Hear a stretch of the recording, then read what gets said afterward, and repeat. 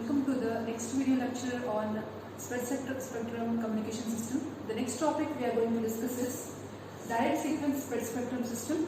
So, in conjunction with the binary PSK signal, we are using the PN sequence generator. That technique we are calling it as a direct sequence spectrum technique. Now here, let us consider a transmission of a PSK modulated signal, that is, so BPSK signal we are considering here. So we are considering the signal that is information sequence that is transmitted. It is transmitted at the rate of R bits per second. That is, the bit rate or TB is equal to, we can say that the bit duration is equal to 1 by R. Now the channel bandwidth is considered as BC.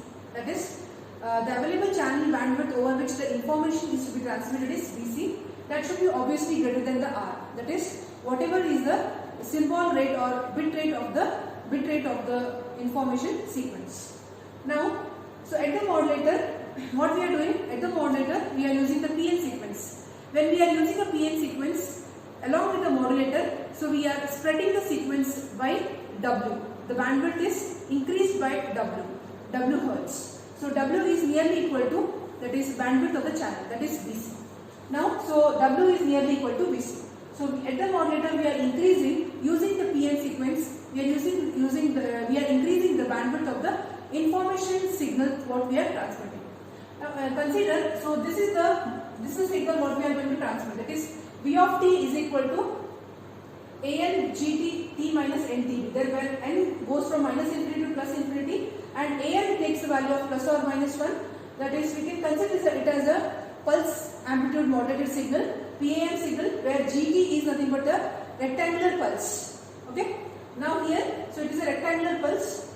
Now what the PN sequence generator will do? The PN sequence generator, consider it, the signal is C of t. C of t is the signal of a PN sequence generator. So this is Cn into P of t minus n Tc. Tc is nothing but your chip interval. That is the interval of one signal of the PN sequence. This P of t, that is P of t is nothing but we are calling it as it is again a rectangular pulse. P of t is again a rectangular pulse which is amplitude modulated by Cn. Cn takes the value of plus or minus 1 again. Now here, what we are doing at the modulator, we are multiplying the input sequence with the PN sequence generator signal. Okay, so consider this is C of t, that is this signal. Okay, is a rectangular pulse and Cn depends on, it may be a plus 1 or minus 1. Okay, so C of t can take the value of plus or minus 1 and it is a rectangular signal. Now this is V of t, that is the information signal what we are considering. Here we have to multiply both the sequence. We have to multiply both the sequence and then we have to we have to take the phase shift, that is phase shift key technique. So when you multiply this one, you can see 1 into 1 becomes 1, then here minus 1 becomes minus 1. Okay, so similarly this case, that is here you can see here, that is here minus 1, again minus 1 becomes plus 1, minus 1 into minus 1 becomes plus 1. So in this way we are generating this is multiplying the sequence. Multiplying this is nothing but V of t into C of t. V of t into C of t is a multiplied sequence what we are going to get.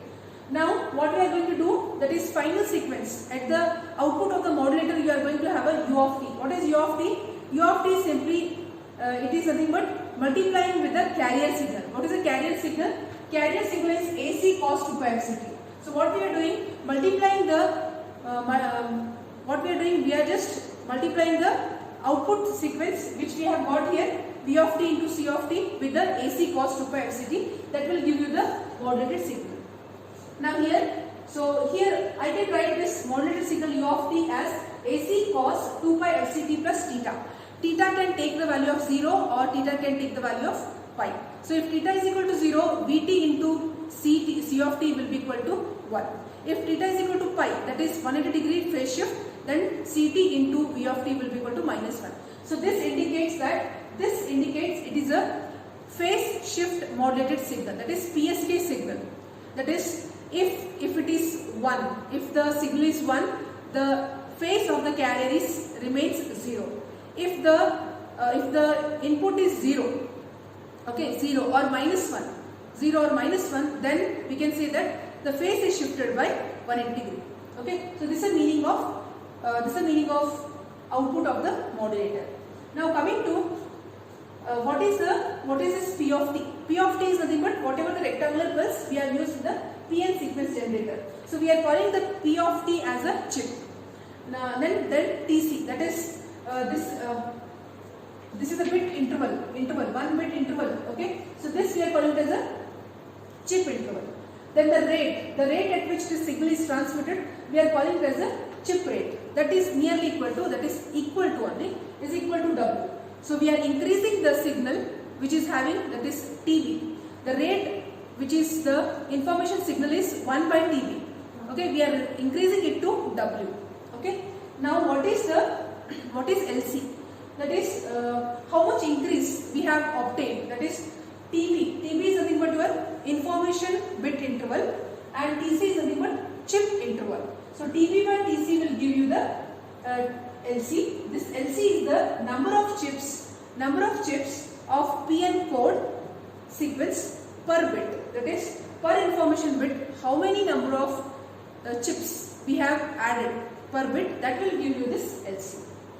Okay, so this LC is nothing but your additional we can see this additional thing what we have added to increase the bandwidth. Next, at the demodulation side, okay, so we can see here, so this is in terms of time domain. Next we can have this one in the frequency domain. So how we can have this in frequency domain? So frequency domain, our V of t, that is V of t is the information signal. It is equal to, it is a narrow band signal or low pass signal, 1 by TB to plus 1 by TB. That is, it is having a frequency of 1 by TB. If TB is the bit interval, frequency will be 1 by TB. So 1 by TB. Next, what is the now coming to what is the V of t? That is V of f. Sorry, this will be C of f. This will be a V of f. Okay. Spectrum of this information sequence. Now coming to spectrum of the PN sequence. Spectrum of the PN sequence will be, so this will be a spectrum that will be equal to minus 1 by TC to plus 1 by TC. Because TC is the chip interval, 1 by TC will be your frequency. Now coming to what is the output, that is V of f convolved with the C of f. So multiplication here in the time domain, conversion in the frequency domain. So again this will be your output of the, this is the output of the, again output of the modulated signal. So which is having the, this will be having 1 by TB. So minus of 1 by TB plus 1 by TC, and plus it will be having the bandwidth. Okay, the frequency range. The frequency range is here addition of both, that is minus of 1 by TB plus 1 by TC, here 2 plus 1 by TB plus 1 by TC. So this is a range in which the output of the modulator falls. Okay, this is a range of frequencies in which the output of the modulator falls. Now coming to demodulator, that is at the receiver side. So at the receiver side, as we have discussed in the model of the spread spectrum technique, at the receiver side the PN sequence will be already available at the receiver side. That will be already transmitted without any probability of error. So the correct PN sequence is available at the receiver. So the same PN sequence, that is here whatever the PN sequence I have used. What is the PN sequence I have used here? C of t. So the C of t, whatever C of t PN sequence signal. Okay, so this is signal which indicates the